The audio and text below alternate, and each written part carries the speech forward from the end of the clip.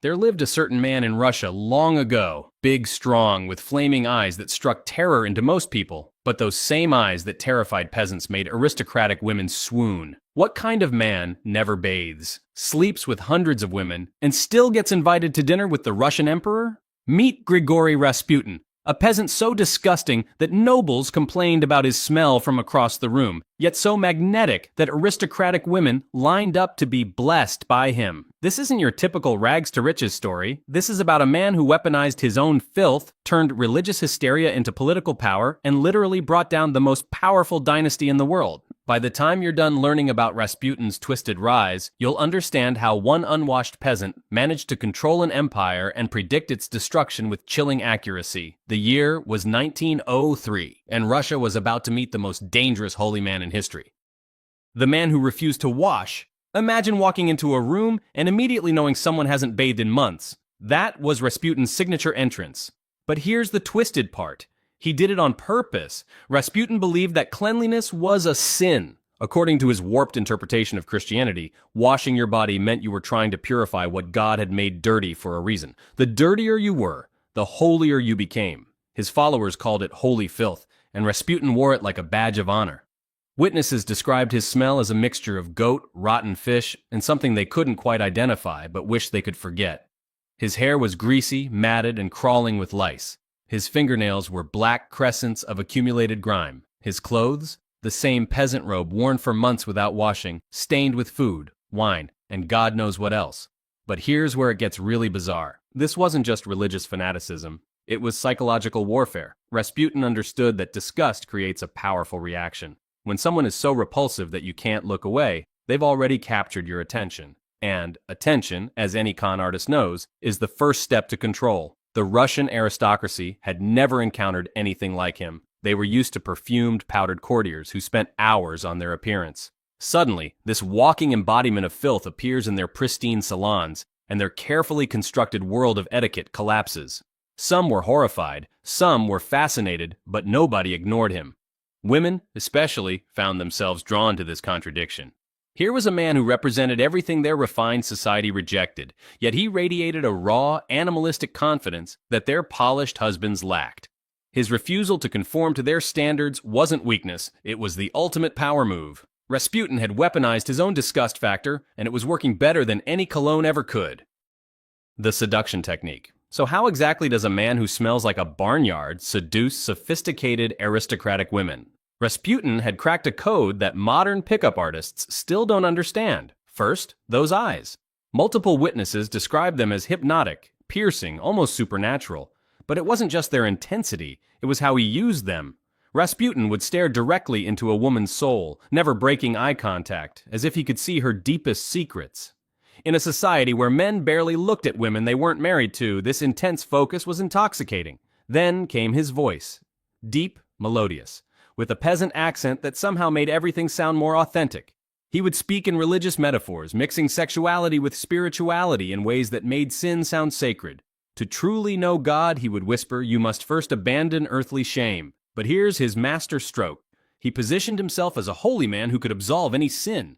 These aristocratic women lived in a world of rigid moral codes, desperate for someone to tell them it was okay to want things they weren't supposed to want. Rasputin became their spiritual permission slip for forbidden desires. His technique was pure psychological manipulation wrapped in religious mysticism. He would tell women that conventional morality was for ordinary people, but they were chosen souls who needed to transcend such limitations.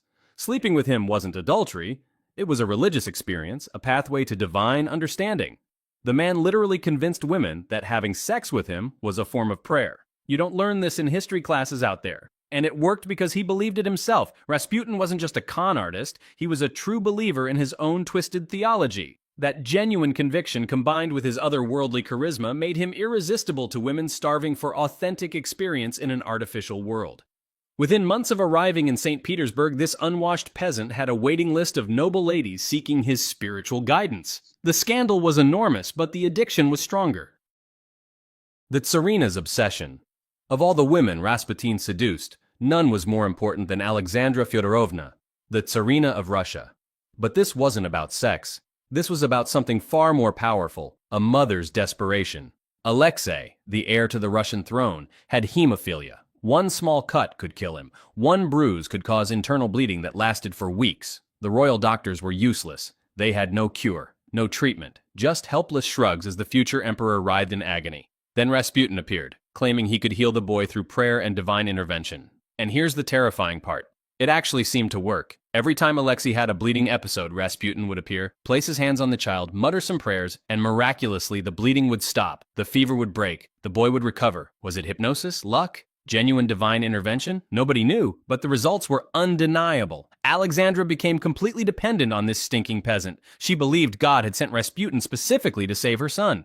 When critics complained about the scandal he was causing, she would fly into rages, defending him as if her life depended on it. Because in her mind, her son's life literally did depend on it. Rasputin exploited this dependency ruthlessly. He would disappear for days, sometimes weeks, leaving the Tsarina in panic. Then he would return, claiming he had been praying in the wilderness for Alexei's health. Each absence made Alexandra more grateful, more protective, more willing to grant him whatever he wanted. The man who started as a village nobody now had unlimited access to the Russian imperial family. He dined at their private table. He played with their children. He gave political advice to the Tsar himself. Court officials watched in horror as this filthy peasant essentially moved into the Winter Palace. But Alexandra didn't care about the gossip, the scandals, or the damage to the royal reputation. She had found someone who could keep her son alive, and she would defend him against the entire Russian Empire if necessary. That blind loyalty would soon give Rasputin the power to influence decisions that affected millions of lives. The fate of Russia was now in the hands of a man who measured his holiness by how long he could go without a bath. Orgies, in the name of God. Before Rasputin reached the imperial court, he was already infamous for creating one of the most twisted religious movements in Russian history. Meet the Klisti, a secret sect that believed the path to God required exhausting yourself through sin. Their logic was beautifully insane. Since Christ died to forgive all sins, the greatest act of faith was to sin as much as possible, then repent with equal intensity. The more you sinned, the more you needed God's forgiveness, which made you holier. It was theological gymnastics that justified absolutely anything. Rasputin took this concept and ran with it. His followers would gather in hidden locations for ceremonies that started with frenzied dancing and chanting, designed to induce religious ecstasy. But as the night progressed, religious ecstasy transformed into something much more carnal. These weren't ordinary orgies. They were spiritual experiences disguised as group sex. Participants believed they were literally becoming one with the divine through physical union with each other. Married women would abandon their husbands for the night, convinced they were serving God by serving Rasputin. The ceremonies followed a twisted ritual. First came confession, where participants shared their darkest secrets and desires. Then came purification through sin, adultery, group sex, acts that would horrify conventional Christians. Finally came collective repentance, with everyone weeping and praying for forgiveness before starting the cycle again. Rasputin positioned himself as the spiritual conductor of these sessions. He claimed that sleeping with him specifically was the highest form of worship, because his peasant body contained divine essence. Women competed for the privilege of being blessed by his touch. Word of these gatherings spread through underground networks. Society women would slip away from elegant dinner parties to join peasants in barns and basements, all seeking this intoxicating mixture of spiritual enlightenment and forbidden pleasure. The authorities tried to shut down these meetings, but Rasputin's followers were fanatically loyal. They saw persecution as proof of their righteousness. After all, hadn't Christ been persecuted too? By the time Rasputin reached St. Petersburg, he had perfected the art of making debauchery feel sacred. The Russian aristocracy had no idea what was about to hit them. Political puppet master. Here's where things get truly insane. A man who could barely read was now influencing decisions that affected World War I. Through his hold over Alexandra, Rasputin became the shadow ruler of the Russian Empire. When Tsar Nicholas II left to command troops at the front in 1915, he made a fatal mistake. He left Alexandra in charge of domestic affairs, and Alexandra did nothing without consulting her holy man. Suddenly, a peasant mystic was essentially running Russia. Rasputin's political advice was catastrophically bad, but he delivered it with absolute confidence. He opposed the war entirely, not from pacifist principles, but because he claimed God had told him Russia would lose. When generals requested reinforcements, Rasputin would declare the battles spiritually unfavorable and recommend retreating instead. But his real power came through appointments, ministers, Generals, even bishops, could only keep their positions if they had Rasputin's blessing. He sold government positions like a medieval merchant, taking bribes from anyone willing to pay for his recommendation to the Tsarina. The man literally kept a notebook where he tracked who owed him favors, who had paid him money, and who needed to be eliminated from power. Court officials watched in horror as competent administrators were fired and replaced with Rasputin's drinking buddies and business partners. His interference became so blatant that he would show up at government meetings uninvited, interrupt official discussions, and overrule decisions with claims of divine revelation. Cabinet ministers found themselves arguing policy with a man who thought strategy meant consulting the spirits of dead saints. Meanwhile, Russian soldiers were dying by the thousands, partly because military decisions were being influenced by a mystic who believed battles should be fought based on astrological signs rather than tactical advantage. The German intelligence services couldn't believe their luck. They didn't need to infiltrate the Russian government. It was already being destroyed from within by a madman who thought he was serving God. Some historians argue that Rasputin's political meddling did more damage to Russia than any enemy spy network could have achieved. By 1916, the entire Russian government was held hostage by Alexandra's faith in her unwashed holy man. The empire was collapsing, and the man steering it toward disaster was too drunk on power and vodka to notice the revolution brewing around him. The impossible to kill man. By December 1916, even Rasputin's allies had had enough. A group of nobles, led by Prince Felix Yusupov, decided the mad monk had to die. They planned what should have been a simple assassination. Instead, they created one of history's most bizarre murder stories. The plan was elegant. Invite Rasputin to Yusupov's palace for a private party, poison his wine and cakes with enough cyanide to kill a horse, then dispose of the body. What could go wrong? Everything, apparently. Rasputin arrived at midnight, immediately suspicious but too arrogant to leave. Yusupov offered him wine and pastries, all laced with massive doses of cyanide. Rasputin consumed enough poison to kill several men. Then he asked for more cake. The conspirators waited upstairs, expecting to hear a body hit the floor. Instead, they heard Rasputin singing folk songs and demanding more wine. After 2 hours of this, Yusupov went downstairs to find Rasputin not only alive, but completely unaffected by the poison. Panicking, Yusupov pulled out a revolver and shot Rasputin in the chest at point-blank range. The mad monk collapsed, apparently dead. The conspirators celebrated briefly, then left to arrange body disposal. When they returned an hour later, Rasputin was gone. They found him crawling across the courtyard, trying to escape despite a massive bullet wound. One of the conspirators shot him 3 more times. This time, he definitely seemed dead. But wait, there's more. As they dragged his body toward the river, Rasputin suddenly opened his eyes and tried to strangle Prince Yusupov with his bare hands. They beat him unconscious with clubs, tied him up, and threw him through a hole in the frozen Neva River. The autopsy revealed the most disturbing detail of all. Rasputin had drowned. Despite the poison, despite multiple gunshot wounds, despite the beating, he was still alive when he hit the water. His lungs were full of river water, and his hands were torn from trying to claw his way out from under the ice. The man who claimed divine protection had proven remarkably difficult to kill. Whether it was incredible luck, superhuman constitution, or something more mysterious, Rasputin's death became as legendary as his life. Even his enemies had to admit, killing the unkillable monk had taken far more effort than anyone expected. The prophecy that came true. Before his death, Rasputin wrote a letter that would prove to be the most chilling prediction in Russian history. In it, he warned that if he was killed by nobles, the entire Romanov dynasty would fall within 2 years, and the royal family would die violent deaths. The letter was dismissed as the desperate ravings of a doomed man.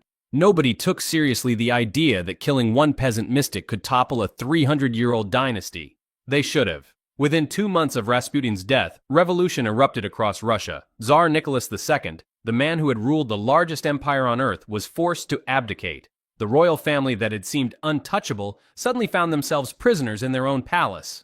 But Rasputin's prophecy went deeper than political upheaval. He had specifically warned that the Romanovs would die violently, and his prediction proved horrifyingly accurate. In July 1918, just 18 months after his death, the entire royal family was executed in a basement in Ekaterinburg. Nicholas, Alexandra, and all 5 of their children were shot by Bolshevik revolutionaries. The dynasty that had survived wars, rebellions, and centuries of political turmoil was wiped out completely. The last thing Alexandra reportedly said before the execution was Rasputin's name. Some historians argue this was just coincidence, that the revolution would have happened anyway, with or without Rasputin's influence. But others point to his devastating impact on the royal family's reputation. His scandals had made the Romanovs objects of ridicule and hatred among their own people. More disturbing is the timing. Rasputin's death removed the one person who might have convinced Alexandra to flee Russia when the revolution began.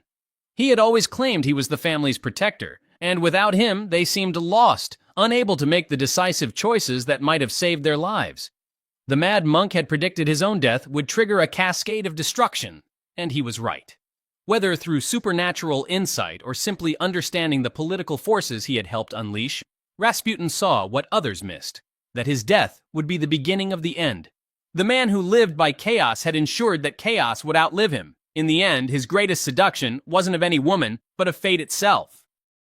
Rasputin wasn't just a con artist or a religious fanatic. He was something far more dangerous, a man who understood that in a world obsessed with appearances, authenticity, even twisted authenticity, becomes irresistible. The Russian Empire that had survived Napoleon, countless rebellions, and centuries of political upheaval was brought down by a man who measured his holiness by his smell. That's not just irony, that's a masterclass in how one person's psychological manipulation can trigger civilizational collapse. Today, Rasputin remains a symbol of charismatic corruption, proof that power isn't always seized by the strongest or smartest, but sometimes by those crazy enough to break every rule while claiming divine permission to do so. Want to dive deeper into history's most fascinating manipulators and the empires they destroyed? Hit that subscribe button and let me know in the comments which historical figure's dark psychology you want me to expose next.